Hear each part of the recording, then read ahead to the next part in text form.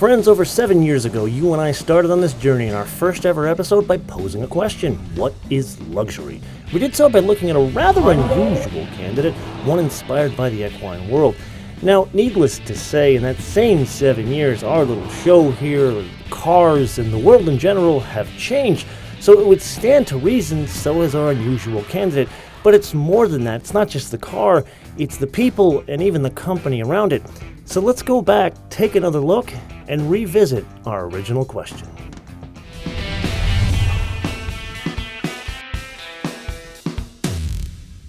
So back in the day when the Hyundai Equus was first launched in the US, the business case had very modest expectations. The idea was to sell 1,000, maybe 2,000 cars a year, complete in the US. Really nothing when you think of like a Camry sells 400,000 cars a year in the US.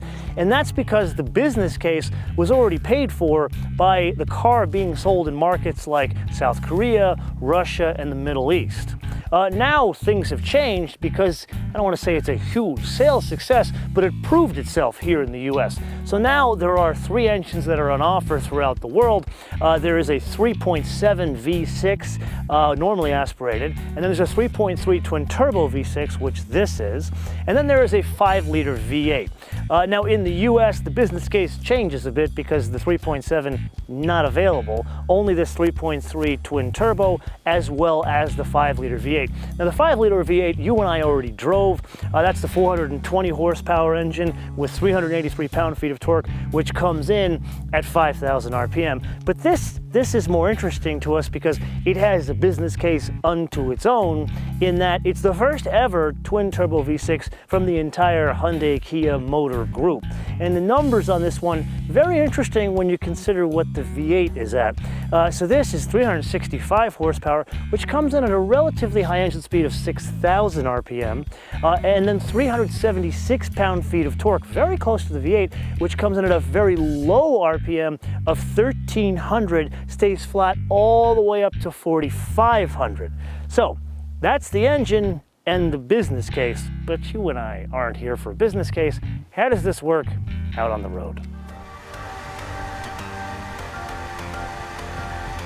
Welcome to the stunningly beautiful Trans-Canada Highway. I think it used to be called the Alcan Highway, but I don't know if that's the case anymore. You Canadians, let me know in the comments below. Anyway, let's put that aside.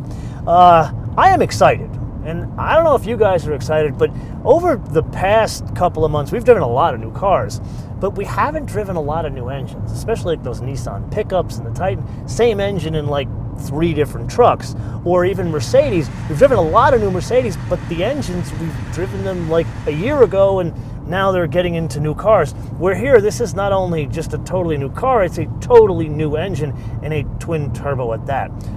So let's get down to business. So V6 twin turbo, never done at Hyundai Group before. Let's put our foot into it. Yeah, it actually kind of pulls.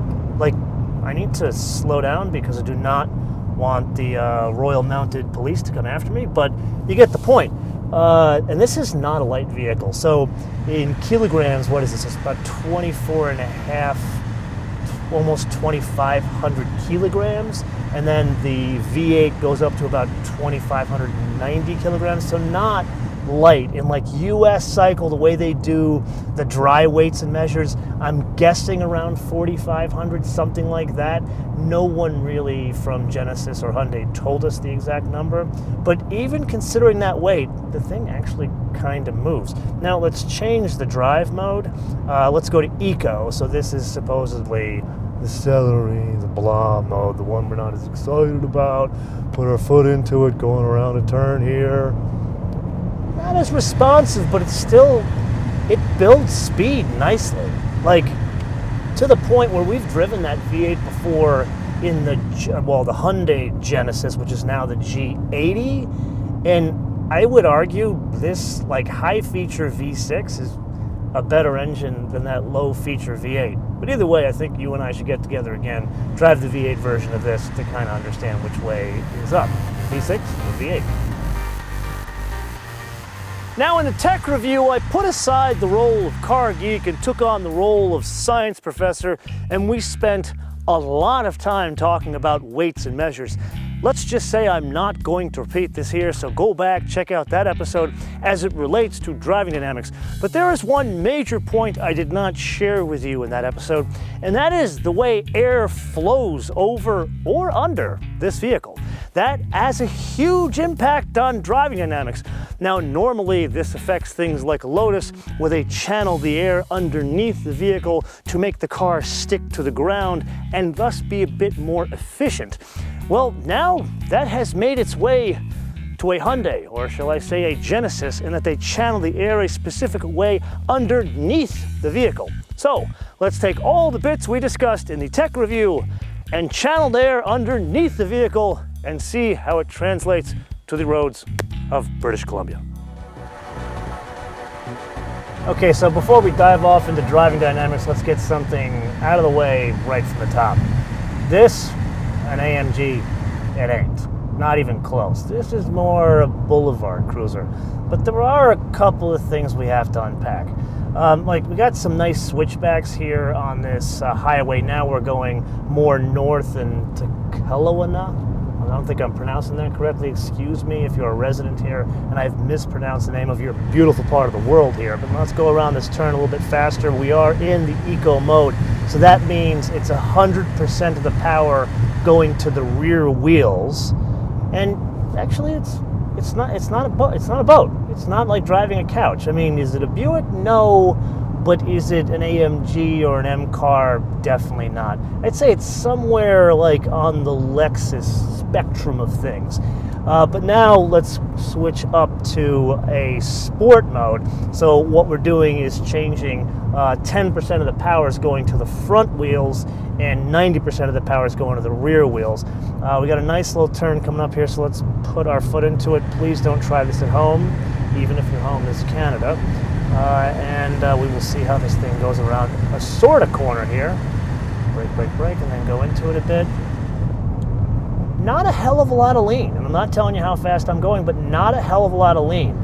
But now as we pass the camper van here, there's a couple of other moving parts here. There is an adjustable suspension. We talked about this in the tech review.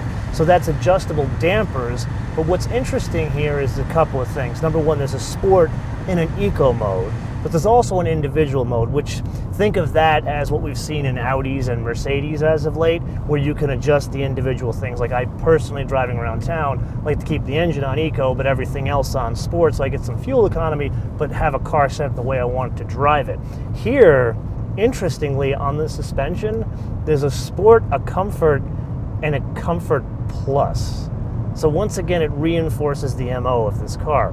Then another really interesting thing is you can adjust the all-wheel drive system. So it's not just the dampers, the steering, or the throttle mapping. You actually adjust the all-wheel drive in sport, eco, or comfort. That's something never seen before.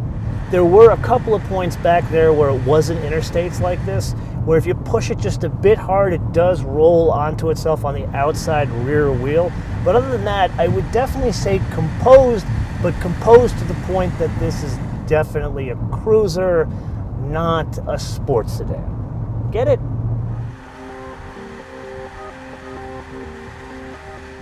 So remember those two columns we talked about in the tech review, the US and the rest of the world?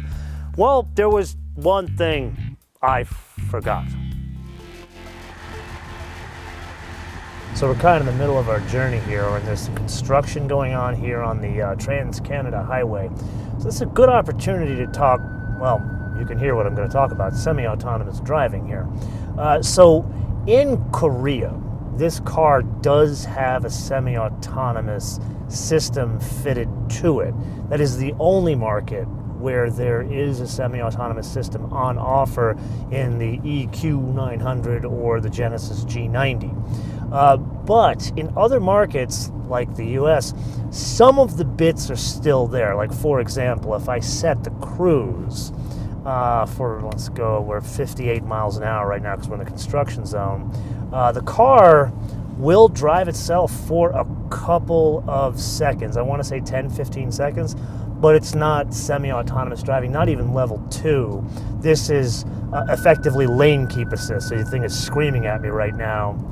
because my hands are on at the wheel, but all it's doing is using the smart cruise control. So the car in front of me, it's using that as like a barrier, and then the sensors on the mirrors, as well as the speed and the GIS data to keep it within the lanes. So think of it as like a semi-autonomous driving.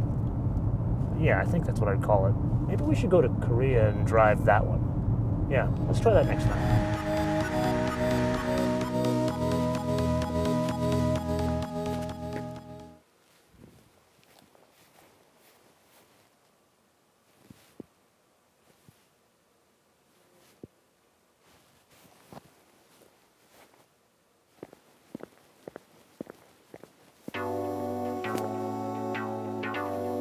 So as promised, I'm sitting my arse in the back and letting someone else do the driving. So now it's time for you and I to unpack a couple of things, because we need to think back to the days before the Equus made its way over to the US. It was sold primarily in Russia, Middle East, and South Korea. And the main reasons were the business end of the vehicle was here, not over there. So that's why the wheelbase is 124.4 inches and the length is 204.9. It all shows up here even today, now called a Genesis. So a couple of things. Number one, you've got this fancy sunshade thing here, which you can put up. It's both sides, as well as there's one back there. There's a button here to control it. A lot of toys. I love me some toys here. Number two, the seat. Now this is, if I was sitting in the passenger seat, this is where it would be. Actually, be a little bit forward. Still plenty of room, but there is a party trick here. Number one, I can move the backrest forward from back here.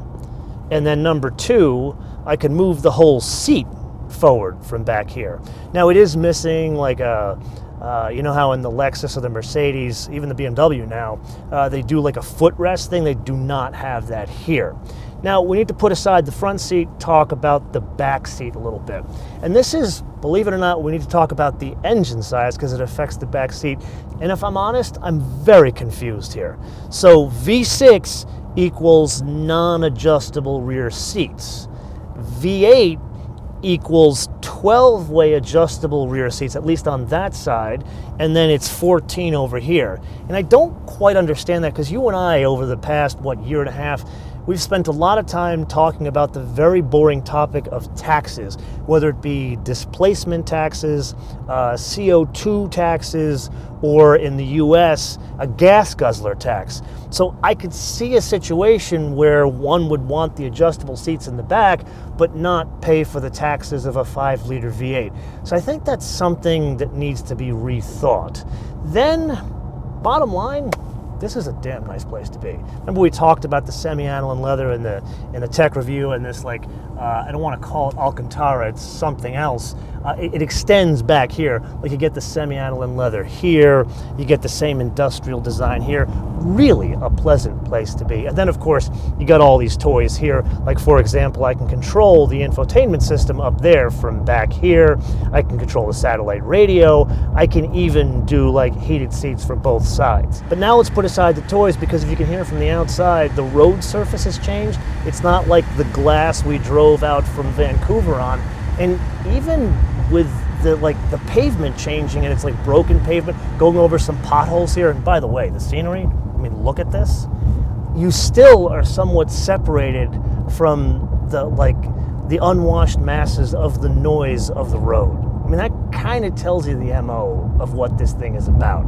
So with that, I think I'm going to take in the beautiful scenery of British Columbia and have my driver take me to wherever we're going today, which I don't quite know, but I understand it's a very pretty place.